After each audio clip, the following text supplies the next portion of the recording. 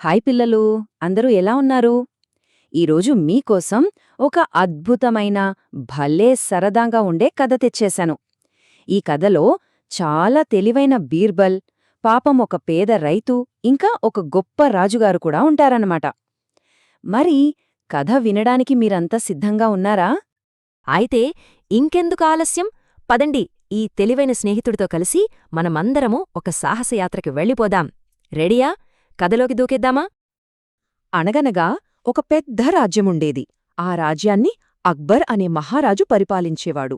ఆయన చాలా అంటే చాలా మంచి రాజు తెలుసా? ఆయన రాజభవనమైతే అబ్బో, సూర్యుడిలా బంగారంతో తళతళా మెరిసిపోతూ ఉండేది. అక్కడ ఎవ్వరికీ అన్యాయం జరగదు, అందరికీ న్యాయమే దొరుకుతుంది. అందుకే ప్రజలందరూ రాజుగారిని ప్రాణంలా ఇష్టపడేవారు. అక్బర్ రాజుగారికి ఒక ప్రాణ స్నేహితుడు ఉండేవాడు. అతని పేరేంటో తెలుసా? బీర్బల్. బీర్బల్ ఎంత తెలివైనవాడంటే అతని తెలివితేటల గురించి పక్క రాజ్యాల వాళ్లు కూడా గొప్పగా చెప్పుకునేవాళ్లట. అంత తెలివైనవాడే కాదు, చాలా మంచి మనసున్నవాడు కూడా. సరే, ఇప్పుడు కథలో అస్సలైన చిక్కుముడి రాబోతోంది. అయ్యయ్యో, ఎవరో మోసపోయినట్లున్నారే. ఇంతకీ ఏమైందో చూద్దాం పదండి. ఒకరోజు రాము అనే ఒక పేద రైతు రాజుగారి సభకి వచ్చాడు. పాపం, అతని బట్టలన్నీ చిరికిపోయున్నాయి. కళ్లనిండా నీళ్లతో చాలా బాధగా ఉన్నాడు. రాజుగారి ముందు మోకాళ్లపై కూర్చుని ఒక ధనవంతుడైన వ్యాపారి తనను దారుణంగా మోసం చేశాడని చెప్పి వెక్కి వెక్కి ఏడవడం మొదలుపెట్టాడు. రాజుగారు వెంటనే ఆ వ్యాపారిని పిలిపించారు. ఆ వ్యాపారి చాలా గర్వంగా వచ్చి ఇలా అంటున్నాడు: మహారాజా, ఇతను నా దగ్గర తీసుకున్న ఇనప త్రాసు బరువెక్కిపోయింది. గాలి తేమ వల్ల దాని బరువు పెరిగింది. దానివల్ల నాకు నష్టమొచ్చింది. కాబట్టి అతను నాకు డబ్బులు కట్టాల్సిందే అని చెప్పాడు. ఒక్క నిమిషమాగండి. ఏంటి, ఇనుము దానంతటదే ఎలా బరువెక్కిపోతోంది? మీకేమన్నా అర్థమవుతోందా పిల్లలు? ఇది చాలా వింతగా ఉంది కదూ. చూస్తుంటే ఈ దురాశపరుడైన వ్యాపారి పాపం ఆ రైతుని ఎలాగైనా మోసం చేయాలని చూస్తున్నట్టున్నాడు. ఆ వ్యాపారి చెప్పిన అబద్ధం విని సభలో ఉన్నవాళ్లందరూ ఇదేంటి ఇంత వింతగా ఉంది అని ఒకరితో ఒకరు గుసగుసలాడుకోవడం మొదలుపెట్టారు. అందరూ చాలా గందరగోళంలో పడిపోయారు.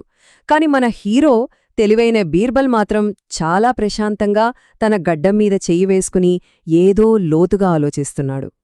ఇక చూడండి, మన కథానాయకుడు బీర్బల్ రంగంలోకి దిగాడు. అతని బుర్రలో ఒక అద్భుతమైన ఆలోచన మెరిసింది. అసలు బీర్బల్ ఏం ఆలోచిస్తున్నాడో, ఆ వ్యాపారి అబద్ధాన్ని ఎలా బయటపట్టబోతున్నాడో చూసేద్దాం పదండి. బీర్బల్ ఒక మాస్టర్ ప్లాన్ వేశాడు. ముందుగా ఆ త్రాసుని సభ బయట ఉన్న ఆవరణలోకి తీసుకురమ్మన్నాడు. తర్వాత ఒక పెద్ద కర్ర ఇంకా ఒక బలమైన తాడు తెప్పించాడు. ఇప్పుడు వీటితో బీర్బల్ ఏం చేయబోతున్నాడో అని అందరూ నోళ్లు వెళ్లబెట్టి ఆశ్చర్యంగా చూడటం మొదలుపెట్టారు. చాలా ఉత్కంఠగా ఉంది గదూ. ఇప్పుడసలైన సమయం రానే వచ్చింది. ఆవరణలో పెద్ద జనం గుమిగూడారు. ఆ దురాశపరుడైన వ్యాపారి ఏమో హా, నేనే గెలుస్తాను అని చాలా నమ్మకంగా ఉన్నాడు. కాని మన తెలివైన బీర్బల్ ప్లాన్ ముందు అతని అబద్ధాలు, ఆటలు సాగుతాయంటారా? బీర్బల్ ఏం చేశాడో తెలుసా? ఆ పెద్ద కర్రకి ఒకవైపు ఇనప త్రాసుని, మరోవైపు ఒక పెద్ద బండరాయిని కట్టాడు. అచ్చం మీరు పార్కులో పైకి కిందికి ఆడుకుంటారు కదా, ఆ సీసాలాగా తయారు చేసేశాడు. అబ్బా, ఎంత తెలివైన ఆలోచన కదూ. బీర్బల్ చేస్తున్న పని చూసి ఆ వ్యాపారి హహహా, ఇదేం పిచ్చి పని అని గట్టిగట్టిగా నవ్వి ఎగతాళి చేశాడు. కాని బీర్బల్ మాత్రం అవేమీ పట్టించుకోకుండా చాలా ప్రశాంతంగా తను చేస్తున్న పనిమీదే దృష్టిపెట్టాడు. అప్పుడు బీర్బల్ అందరివైపు తిరిగి తన గొంతు పెంచి గట్టిగా ఇలా అన్నాడు: ఓ వ్యాపారి, నువ్వు చెప్పినట్టు గాలివల్ల ఈ ఇనుము నిజంగానే బరువెక్కితే మరి ఇన్ని రోజులుగా ఇదే గాలిలో ఇదే నేలమీద ఉన్న ఈ పెద్ద రాయి కూడా బరువెక్కాలిగదా. ఆ మాట వినగానే అక్కడున్నవాళ్లందరూ గొల్లున నవ్వడం మొదలుపెట్టారు. ఆ వ్యాపారి అబద్ధం ఇట్టే దొరికిపోయింది. తన దొంగతనం బయటపడిందని తెలిసి సిగ్గుతో అతని ముఖం టమోటాలా ఎర్రగా అయిపోయింది.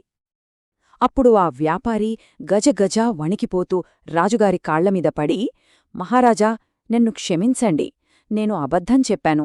ఆ పేద రైతు దగ్గరనుంచి ఇంకా డబ్బులు లాక్కోవాలనే దురాశతోనే ఇలా చేశాను అని తన తప్పు ఒప్పుకున్నాడు. చూశారా పిల్లలు, అబద్ధమనే మేఘం ఎప్పటికీ సత్యాన్ని దాచలేదు. చివరికి న్యాయమే గెలిచింది. ఈ కథ నుండి మనం కొన్ని చాలా మంచి పాఠాలు కూడా నేర్చుకోవచ్చు. అవేంటో ఇప్పుడు చూద్దామా?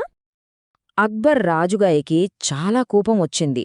ఆయన ఆ దురాశపరుడైన వ్యాపారికి సరైన శిక్ష వేశారు.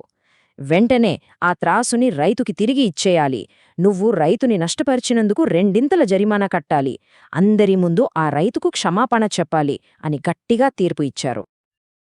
ఈ కథ నుండి మనం నేర్చుకున్న మొదటి నీతి ఏంటంటే, నిజం ఎప్పుడూ గెలుస్తుంది. చూశారుగా, వ్యాపారి అబద్ధం చెప్పినా బీర్బల్ తెలివితో నిజం సూర్యుడిలా బయటకు వచ్చింది. అందుకే మనం ఎప్పుడూ నిజమే చెప్పాలి.